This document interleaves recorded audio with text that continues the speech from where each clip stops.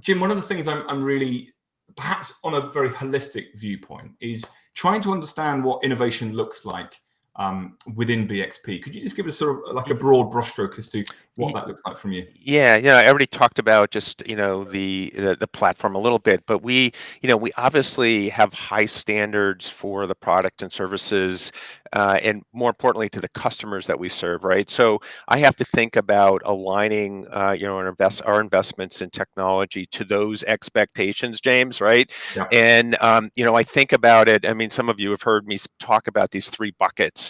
So I talk about, the enterprise bucket, the running of the public company, the stack of, servicing our employees and having 100 applications that service the delivery of the platform.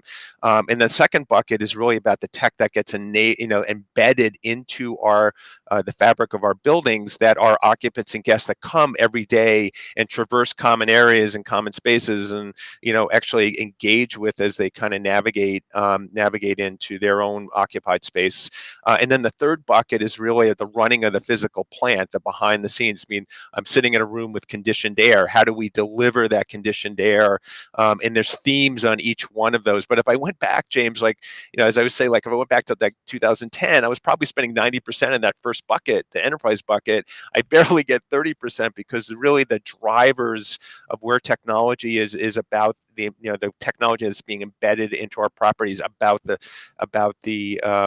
behind the scenes physical plan. I've been involved in the last year in the change in how we do run our development. I mean, it'll be really repositioning ourselves for how we do development for the next decade, 2 decades, in terms of a platform. We've done a major investment in tenant experience and tenant engagement, and the other, going to the last bucket, we've done a major investment in IAQ. I'm co-chairing an IAQ indoor air quality task force, that is just rolled out 500 sensors in 40 buildings, to really move from a testing protocol to an active monitoring protocol. So I'm giving you a sense that all three of these buckets are lit up, with innovation in all three, and it's all about thinking about. I'm one that really tries to think about providing a framework, thinking about the themes of that framework, and this has been very helpful in the last couple of years of how we communicate to the company, how we organize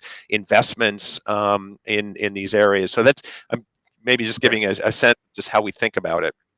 And so, I mean, just I don't know if you can comment on this from an innovation perspective, but investments are often a core part of the strategies where you've got alignment with a technology supplier or startup, whatever it might be.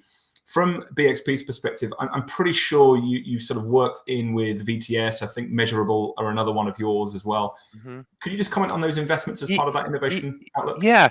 So it's really interesting. So I look at it like I guess one of the things to take a step back, James, is I look that innovation can occur anywhere in the maturity of a life cycle of a company, right? Yeah. So so we were early partnered with and really helped BTS back in 2015 think about how it could move into data. We were really a pivotal client of theirs very early on, and I love. I think later on we'll talk about just what how startups can be better aligned in learning from the industry and being better connected in that engagement model. But the ones that I personally think succeed. Measurable is another one. I mean, I just got to point to the team, Matt and the team there, in how they've actually, learned from us, learned how we think about. Boston Properties is not an investor. Like a lot of my peers, James, Yeah. are investors in prop tech, and that I think that gives us freedom to do what's right for Boston Properties. Do these partnerships where we're sharing our IP for again the partnership bettering. Ultimately, I want the R&D of our partners to benefit us. So it's about this kind of partnership and model that is, I think, been quite successful over the years. Yeah, so that's interesting. That's interesting because it certainly, I really like what you said there about you don't necessarily invest in those companies because you need to get what's best for BXP Boston in that sense. And actually, when you start investing directly into these companies, you obviously then have a bias towards certain solutions which may or may not be ideal for the portfolio that you manage. So that makes perfect sense. Yeah, but I still think we're out in the market trying to find the best that we can for our whatever the set of requirements, the use cases are. So it's again, we've been very good at it. We're very thorough. We're known for thoroughness in our due diligence, and so that's just a kind of a hallmark here. So cool. No, that's a great understanding. Thanks, Jim.